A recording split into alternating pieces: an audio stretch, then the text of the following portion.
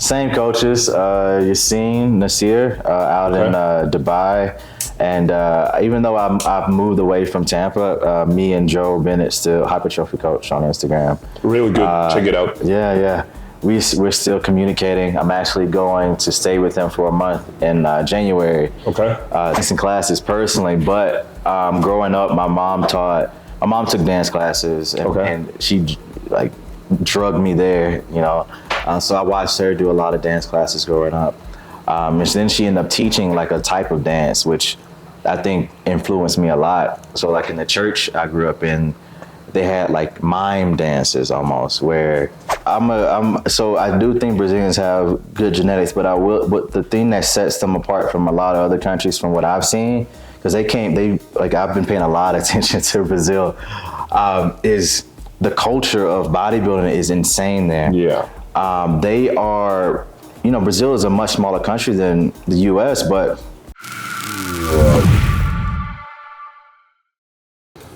Bueno, pues bienvenidos a un nuevo episodio de The Fit Podcast. Empiezo en español, todo este episodio evidentemente va a ser en inglés, pero me complace mucho anunciar al primer invitado internacional, creo que hemos tenido, si no me equivoco. Pero bueno, Terrence Ruff Diesel in the house. How are you, brother? I'm good, man. I'm feeling really nice, man. Mexico City's been treating me very, very well, It's your second time, I think, in Mexico? Second or third? Third time. Yeah. Okay, good. Well, first of all, thanks for being here. It means a lot. And for the ones that doesn't know, I reached out to Terrence like 1 hour prior to the show. Hey, man, you can attend. And he was like, yeah, definitely, I'll go over there. So I'm really happy that you can make it. And well, we were talking outside cameras that what are the big plans, to get into the straight to business. I think now that the spot is open already for, without C-Bomb and everything, and you had this battle with him, this rivalry. Now that the spot's open, what can we expect from Ruff Diesel for the 2025 Olympics? What can you expect from me in 2025? Well, much improved version of me, I was dealing with a light injury in my elbow, which I've addressed. I went to Colombia for some stem cells, but outside of that, I also was trying to plan for 2025. I knew that Chris wasn't going to be competing after this year. He said it in a few podcasts. He wanted to retire at 30. He wanted to win 6. With my current physique as of last year, I knew I could be top 5, but I knew I'm probably not going to win. So let me be smart, take this year off, really max out the weight cap and come back and try to win it all. So hopefully that plan works out. I've definitely gotten a lot bigger since the last time I competed. Yeah, you are, definitely, yeah. Hopefully, I would say at least 10 pounds. If I can get more, that's good, but at least 10 pounds. So I'm happy. Okay. And what are you doing different for this prep? I don't know if you already changed coach or something like that. You told me, I don't know, or you stick to the plan? Same coaches, Yassine, Nasir, out in Dubai. And even though I've moved away from Tampa, me and Joe Bennett still hypertrophy coach on Instagram. Really good. Check it out. Yeah. We're still communicating. I'm actually going to stay with him for a month in January. To start my prep. So same old team. I think sometimes people leave their coaches a little bit too quickly. There are situations where you do need to leave your coach, but in my situation, I think it was just needed more time. Yeah, and that's good to hear from you, because I remember seeing you at the Miss Olympia, I think it was 2 years ago, something like that. It didn't went good, to be honest. Yeah. I think or at least I was expecting you to be a top 10 and perform, I was really waiting for that performance, and well, it didn't happen. So how did you, stick to the plan when that happened, and how do you react on that situation, to move forward and don't lose the motivation or that you feel bad about it? Well, that was 2022. I ended up placing 6th after the previous year I placed second. Yeah, it was difficult, but what I ended up doing was I just kind of sat back and looked what happened over the last, couple months of prep, and it wasn't any of my coach's fault. It was me trying to do too much at one time. Starting a business, I was working like 12 hours a day. I moved in my girlfriend at the time from a whole nother country, and that's a lot. Anyone that has someone, even if they're from the same city or country as you, moving in together with someone is a lot to do, to handle. Along with the prep and everything like that. It was just too much all at once. And even though I wasn't at my best, I was still placing sixth in the world. So I know that when I am at my best, it's placings wise, I'll be a lot better. Yeah, definitely, I think so. And I don't know, I don't want to put you on the spot, but who do you think is your biggest threat? Or, I mean, there's a cliche that no, I'm always focusing on me, but I feel that you already know that you are competing against some guys that are already there, and they know about you as well because you were a runner-up. With Chris and everything. So I think you have a lot of possibilities to become Miss Olympia. So who do you think, or maybe who do you want to compete against? Because that's something good as well. Yeah. You might not like my answer, but I mean, honestly, like we've seen it. Like if you focus in on one person, that another person will pop up real quick. It happened with me. Ramon ended up placing second that next year. It happened with Breon. I ended up placing ahead of him. It happened with Ramon, like with Mike Summerfield placing ahead. So I think with Classic, we're a lot closer than some guys in the Open. It's rare that you see big changes in the Open like that. But in Classic, with that weight cap, we can only get so big. So we get to a certain point where with some guys, if you miss your peak, you can move like 3-4 places real quick. So I'm excited to go against everybody. And the reason why is because it's going to be fun. Like to be quite honest, when Chris was at the press conference this past year, and a lot of the guys, they said they were going to beat Chris, and Chris answered like, I look in the eyes and I don't believe they believe what they're saying. I think that was 100% true.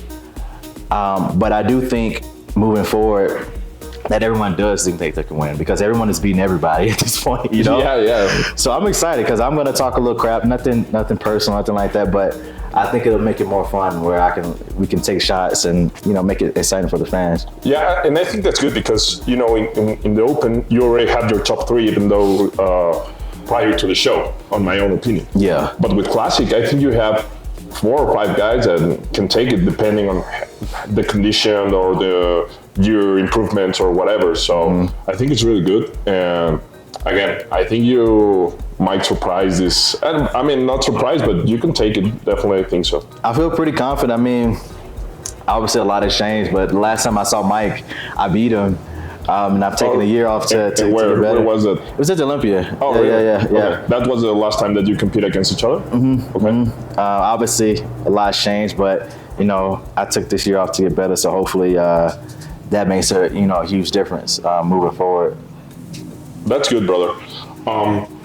I also wanted to ask you because I think you are one of the best posers, if not the best.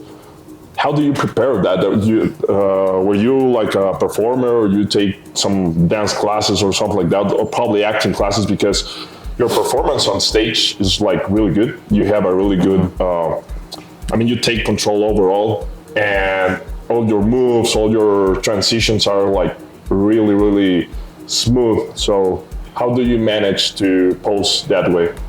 No dancing classes personally, but growing up, my mom took dance classes, and she like drugged me there, so I watched her do a lot of dance classes growing up. And then she ended up teaching like a type of dance, which I think influenced me a lot. So like in the church I grew up in, they had like mime dances almost, where you would dance to the words in the song of the music. And I do that a lot in my routines now. Depending on what the words say, I'll kind of mimic it in a way if I can. But yeah, no personal dance classes. I've taken maybe one or two, like 2-3 years ago, and they said I was pretty good, you know. So I was like, oh, dope. But how I got better is like I grew up as an artist. You know, I drew, I painted, I sold artwork. I got it, you know, invited to this school where you leave your family to go be in it, you know. But we didn't end up doing that. It was a little too expensive. But so I'm a very visual learner. So I wouldn't say it's easy, but I was able to pick up a lot of like what great posers did before me. Like I just go watch a video of Lee or Francis Benfato or all these guys. Oh, Francis was really good. Yeah. And I could pick it up a lot easier than a lot of other people. But some people are visual learners. Some people, they learn better by like, you know, just reading or writing. Some people need a person there in person, you know, one-on-one to show them how to do things, you know. And you are the one that, you know, make the whole routine, or do you have someone that's helping you to, you know? It's been all me. Really? Well, I think I might get a little help on the next one just because I feel a little rusty. Okay. Yeah, it's been 1 year, bro. Yeah. So I feel a little rusty. So I might get some advice and opinions. And I think just with where I am in the sport, it'll be cool to kind of highlight other posers who are doing good things. You know, it'll be like, oh, you know, obviously like my routine, but like I can say, hey, this guy helped me out, check him out. This guy helped me out, check him out as well, you know? Yeah. I think your best routine, or the one that I like the most, I don't know if you remember, but when you attended a couple years ago to Fit Weekend, you were eating, I remember, and I went to you like, hey bro, I remember watching you, and I started crying because I saw you, and it was, for me, this is like a dream come true, to be honest. Every single time. I can't imagine, or I can't understand sometimes sorry about that. It's okay.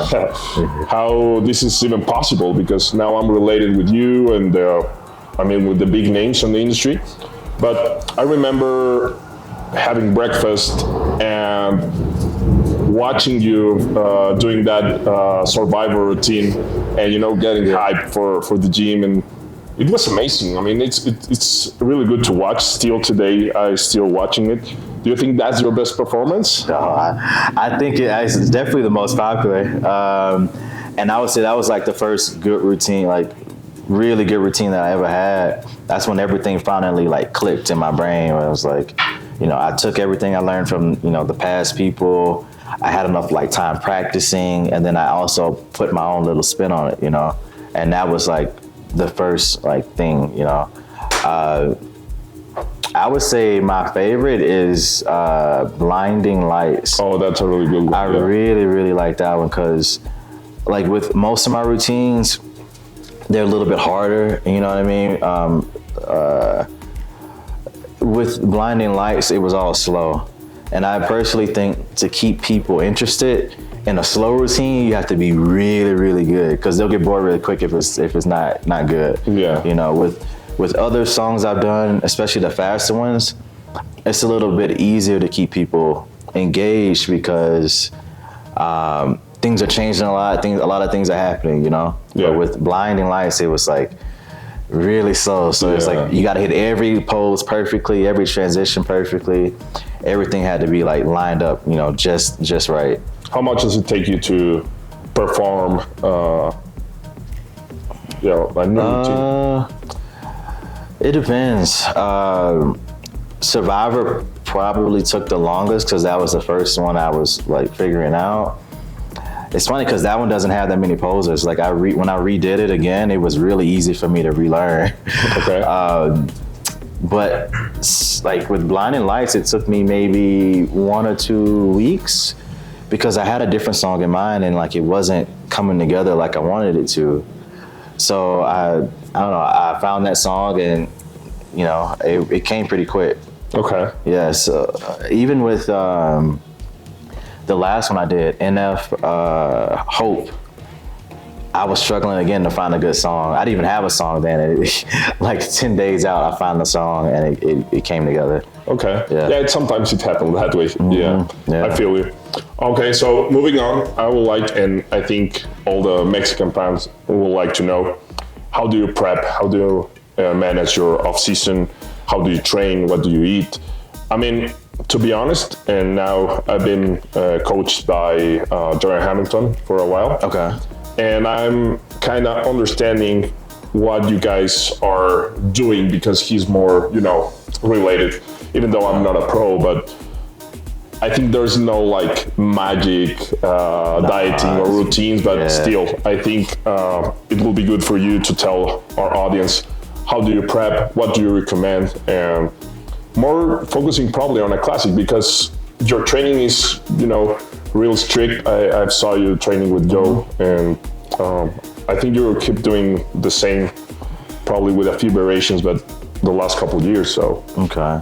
Personally, I guess maybe start with training. Personally, I don't think classic is much different than bodybuilding. The only differences between men's physique, classic, bodybuilding is like, say for instance, classic, you have a weight cap, so you have to be very strategic on like where you put your muscle. Like you can't just go everything as much as you want, so if you have a weakness, you need to really, really focus in on that weakness. With bodybuilding, I think it's still important to focus on weaknesses, but you don't have to worry about, oh man, I put all my weight in my back, now I don't have any more weight to put in my legs, Yeah. You can get the back as big as you want, and then once you're happy with that, focus on the legs. But classic, you just, if you get something too big, then you're in a tough spot. Yeah.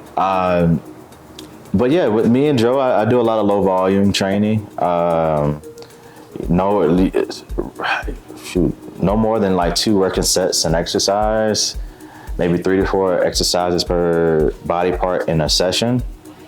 If I'm trying to grow something, training that twice a week. So like arms twice a week, 4 exercises, 2 sets per exercise.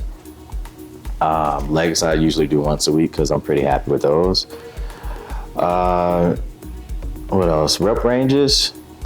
You can grow anywhere from like 6 reps to 30. But in my experience from training people, what causes growth is getting close to failure. And most people don't actually get close to failure in very high rep ranges. They end up stopping because it burns too much, Yeah. And that's come from me training people. I've done camps around the world, and I know like I remember there's one guy in particular in Hong Kong. I told him to go to failure on squats. He did like 10 reps and he was about to rack it. I was like, no, let's keep going. And he did another 10. I was like, bro, you weren't even real close to that. Close at all, So I think that's an issue with a lot of people. I think the easiest way to fix that is, one, have a training partner. And if you can't get a training partner, number 2 is have a logbook where you track everything. And the reason being is, even if you're not close to failure with the logbook, if you're adding 5 pounds a week to the bar, eventually you're gonna get there. You know what I mean? You're gonna get to a point like, okay, yeah, I know what this is now. Cardio, usually like 30 minutes a day. In the off season, if I need to do more during prep, I will. But cardio in the off season is just because I want to keep a good body composition and to keep my heart health, cardiovascular. Especially with me, especially as you get heavier and heavier, that's important. Diet. Right now it's crazy. I'm eating more than I ever have. I'm like, I'm not training right now because I got stem cell therapy, but a week and a half ago, I was doing 7 meals a day, which was really, really, a lot, like insane amount of food for me. I realized like I eat the same amount of food as a lot of open guys. Like I eat about 5,800 calories. Okay. That's a lot. Yeah. I didn't know, because I train with Hunter and another open bodybuilder in Texas now. And I remember I used to be in my 40 with Derek as well. I knew Derek didn't eat a lot. Back when he was in 212, I ate more than him then because he was trying to stay under the weight cap. So I was like, oh, maybe it's just Derek. But then training with Hunter and my buddy Roy, I'm like, Roy eats 4 times a day. I was like, bro, you only eat 4 times a day and you're like 260? Yeah. How's that impossible? I'm eating 7 times a day, trying to stay above 200 pounds, it's life, I guess. Everyone has their struggles. So yeah, 7 times, and that's because I'm training twice a day. So right now I'm doing something different. Throughout my training with Joe, we've done 5 days a week. Push, pull, legs, rest, then maybe like arms and maybe chest or arms and back or whatever we felt like doing. Something upper body though. Okay. Recently I've been doing an upper lower split, which I've really been enjoying quite a bit. And that's what Mike Summerfield did this off season to help him gain. I think he gained 14 pounds of muscle. Yeah, it was crazy. Yeah. So it's a lot of people are trying upper lower splits, which is pretty cool. I like it because I get, 3 days of rest, but on those days where I'm training, it's a lot. I'm going in the morning for an hour. I'm going in the afternoon for another hour, and then I'm eating the 7 meals. So like my whole day, those 4 days a week is nothing but eating and training, diet-wise, I don't know. It's what I told you. It's not that difficult. You just stick to the plan of what your coach sends you. Yeah, I know I do. My coach is a little different. He heavily prioritizes like foods that digest well. So we do a lot of cream of rice. I do cream of rice 2 to 3 times a day. I get a little exhausted 3 times. So usually 2 times a day is what I can handle. Meal 1 and meal 2, cream of rice, and then also protein. Okay. 2 scoops of protein and then some fats as well, like almond butter. Then I'll go train. I'll come back. Then I'll start to eat maybe some chicken and rice, some beef and rice. Then I'll go train again. Then I'll have my post-workout meal, which is more protein. And I've been doing bagels, because bagels for me, I just like them. And they digest quickly, and they digest pretty quickly. So, and then my last 2 meals is usually rice and beef, and then maybe rice and whatever I feel like having, like a steak or salmon or chicken, whatever I feel like. Pretty basic, to be honest. And people think you need to have like something out of this world, and it doesn't work like that. Yeah. When I get like people, I do like consult calls before I start coaching with people just to fill them out. And I've got so many people saying, I feel like my coach gave me a cookie cutter diet. And I'm like, bro, like, I was like, and I'm like, what was it? He's like, they gave me oatmeal and eggs, or oatmeal or cream of rice or whatever, rice and chicken. And I'm like, that's fine, dude. If it's working, it's working. Like, I'm like, the only reason you need to have some crazy variety is if 1, chicken and rice doesn't work, or 2, you're just tired of it, and your coach wants to help you out. Yeah. But the basics work, man. They've worked forever. Yeah, definitely. So you heard from the champ. So there's no magic diets or whatever. Just stick to the plan, and that's it, I think. Yeah. Going backwards, this is your 3rd time in Mexico.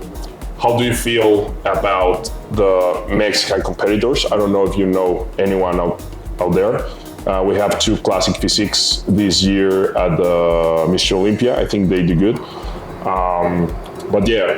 Who are the guys in classic? Osmar Alanis. Okay. He was at the expo. I met him. Yeah. And George Herrera. I know George. Y en Marta de Baile me escuché. George Herrera. I know George. I didn't know he. Okay, I didn't know he was Mexican. I had no idea. Okay, George is great. Yeah, he's been at the Olympia a few times. Yeah. I know Ismail is from Mexico, right? Yeah. Ismail Martinez. In the men's physique division. Men's physique. Yeah. He's the one I know. I've trained with him a couple of times. He's very nice. He is. He's the one I know the most. George, I've seen a lot of times competing. He gets in really good shape. I think it's good. Yeah, someone asked me that yesterday. I was like, I don't know. I just know Ismail. But yeah, I do know George as well.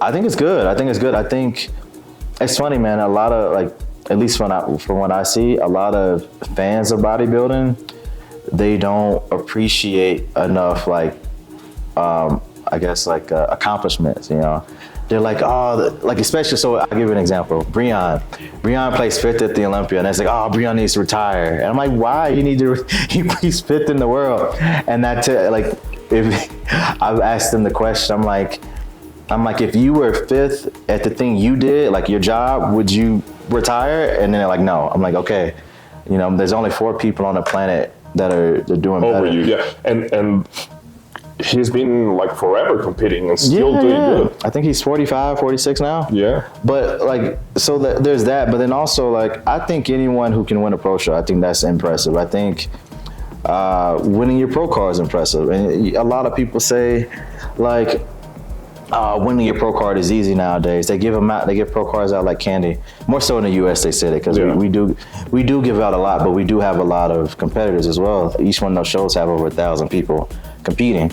But I was like, that's kind of disrespectful because I mean, like, even though that one person won that class, got their pro card, there was like 20, 30 other people who didn't at that show, and hundreds who didn't get it that year. So I think people need to kind of reframe their thoughts. So if with George and Ismail, they're winning pro shows, they're making it to the Olympia. I think that's incredible. Yeah. And do you think? I mean, I discussed this with some other bodybuilders, but I saw when you went down to Brazil and you claim like what these guys are eating because they're really good. Genetically, I think they're doing pretty good, to be honest. And I think with Mexico, it's not that we have bad genetics, but I think are different. We are not that big as some other countries, if we can say it that way. But how do you feel Mexico is improving, on bodybuilding? So I do think Brazilians have good genetics, but the thing that sets them apart from a lot of other countries, from what I've seen, because I've been paying a lot of attention to Brazil, is the culture of bodybuilding is insane there. Yeah. They are, Brazil is a much smaller country than the U.S., but I have 15% U.S. followers and 14.8% Brazilian followers. They love it. I mean, I forget his name now, Renato. He's a pro bodybuilder, older guy, but he's met with the president. Ramon is getting deals with Gatorade. He's doing, national TV events and he's hot right now. There's no other country where outside of like Iran where bodybuilders are respected as much. The U.S., not at all. I don't know if it's the same here. I don't think the pros get the same respect and love. But in Brazil, in particular, the government backs them up. The entire country backs them up. Yeah. Even I've seen so many people now from Brazil where they don't even follow bodybuilding, but they know the bodybuilders. They know Ramon. They know Rafa. They know these guys. And the bodybuilding pages, I don't know if you see it too, but even the U.S. bodybuilding pages, they cater towards Brazilians now because they show up and they they are into it. They're into it. Yeah. And even to the point where they dissect everything. Like I could post something in my story and then like in 5 minutes it'll be on a page. Or compare to one Brazilian competitor. They do. Yeah. And then the people that speak really good English in Brazil, they found all the smart people in the U.S. and in the U.K.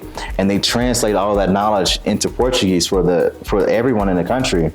And I've never seen anyone else do that. I've never seen India do that. I've never seen people maybe in Asia do that. There's a new guy doing TFE. He's starting, but they are like, it's just intense. They love it and they translate it. They do all of it.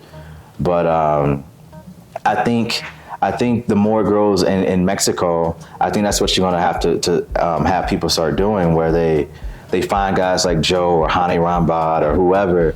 They find the pages, they translate it into Spanish so everyone can build up that knowledge base. Because I was shocked because like when I go to India, no offense to anyone in India, the level of knowledge when it comes to bodybuilding is very, very low. Okay. In Brazil, it's extremely. I was impressed. I was shocked because that's not normal. Yeah. So I think whoever it is, like if they can, start to translate a lot of stuff, it's gonna grow tremendously. I know genetics are different, but I think if even from my own experience as a coach, once you have that knowledge, a lot more people will get bigger. And the more people that get bigger and smarter, the bigger Mexico will be on the Olympia stage and on the pro stage and the IFBB. Mm. That's a good advice. And I think you are totally right because I think Mexico was stuck for a while, knowledge-wise, and we're not improving. But now I think with the coach getting more into Mexico, we now have some pros that are being coached by international coaches and everything. So it's changing a little bit, because back in the days we only have the Mr. Mexico, which is like the main event here. Now we have more NPC, so it starts growing, but I think we are a little behind. So how different is it from, like, I don't know if you had coaches in Mexico, but how different is, like, do you find like what Dorian has taught you to be a lot different than what you a lot of Mexicans know here? I think in some things it's like quite different, but it's again because of knowledge, because people are only worried about growing and looking good and everything, but they are not worried about their health. So I think that's a big difference, because if you're good, you can keep improving, and if you're not, your career will be diminished to probably 5-6 years or something like that. And on the knowledge as well, Mexico, unfortunately, the people who consume bodybuilding is not that well. So it's complicated for them to have good resources. Bodybuilding, it's about money as well. You invest a lot on yourself. So I think that's improving. We're trying with the Fit Weekend and to bring that knowledge to the people. The show we had last weekend, it was a free entrance for the audience in order to they can get access of all what can we offer, on the seminars, on the conference, on the athletes that are attending, and to understand that if you want to do good, you need to put something good on yourself. That's really important. And sometimes I know that the industry is, of course, about to make money. I understand that, but they need to figure out how to manage, their life and get it in good things for them. So that's difficult. I understand it's not a possibility for everyone. I understand, but still, you don't have to go like everything expensive in order to get good things. Just make sure you're having the best you can on the food wise as well. But again, I think we're improving. I think it's with social media and everything is helping. So I think that's the main, despair or, the biggest gap that we have against some other countries, to be honest. Okay. So just to close this episode, what do you feel about the Fit Weekend? How you like it? Again, this was the very first time that we make like this concept of the fest. It was more like the festival, free entrance and everything. Next year we will have more athletes and more things, but I think Mexican people always are getting hyped from every single athlete, and with you, probably you have taken like, I don't know, twice or 3 times the same photo with the same guy. So how do you feel about that? I love it, man. Again, like in the States, man, like I don't know what it is, but like a lot of people aren't as enthusiastic or excited about bodybuilding. When I go to other countries, you see the love and you see the passion. I think Fit Weekend is awesome, man. Like having a huge expo here, and it's really cool, man, to see the fans, to see everyone here. Like you do the seminars. I think that's really cool. The show, it's a lot going on. You got the bodybuilding show happening. You got guest posings. I remember me and Antoine, we did a guest posing that year. And it's cool, man. You pick good people too, because even though I like Antoine, because even though he doesn't pose like me, it's very entertaining, He brought a costume. It's cool. A wrestler mask and everything. A wrestler mask. Nah, man, I think it's really, really well put together, and I think you're doing something awesome for your people here. Being able to bring guys like Phil Heath and like Jay Cutler, and that's crazy. It really is. And I saw you had a UFC fighter, Lazy Boy. He's doing great. That's really, really cool, man. Really, really cool. I appreciate it, man. So thanks for being here. What will be your advice for the youngsters that are watching you? Because on this weekend, I saw a lot of youngsters that I haven't seen before. So I think it's good. So just to close this episode, what is your best advice for the new generations? I would say, a lot of people think bodybuilding is just about building your physique, but at its core, it's about developing yourself, your whole self. So not just your body, but your mind, your spiritual, whatever it may be. So take the time out, not only to do stuff in the gym, but to get some book smarts, whatever it is, spiritually focus on that too, because if you're missing any of those things, you're not gonna live up to your true potential. Yeah.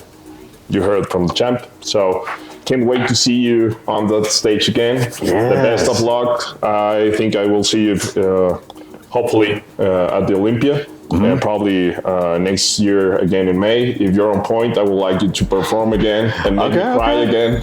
So it's gonna be fun, man. Yeah, first show might be in March, but 100% May, Pittsburgh Pro. So it'll be good. It definitely will be. So it was a pleasure. It was an honor having you here again. Thanks for coming with just a short notice. And thanks again. And don't forget to follow him if you want to leave your social media here. Ruff_Diesel and Ruff Diesel, YouTube, everything, TikTok, all of it. Yeah. Make sure you follow Ruff Diesel, guys, and thanks for watching. Muchas gracias. Esto fue un episodio más de Fit Podcast con Ruff Diesel. Lo vamos a estar viendo en el Olympia, seguramente le va a ir muy bien. Y nada, si les gusta, compartan, déjenos su like, suscríbanse y nos vemos en el siguiente episodio. See you guys.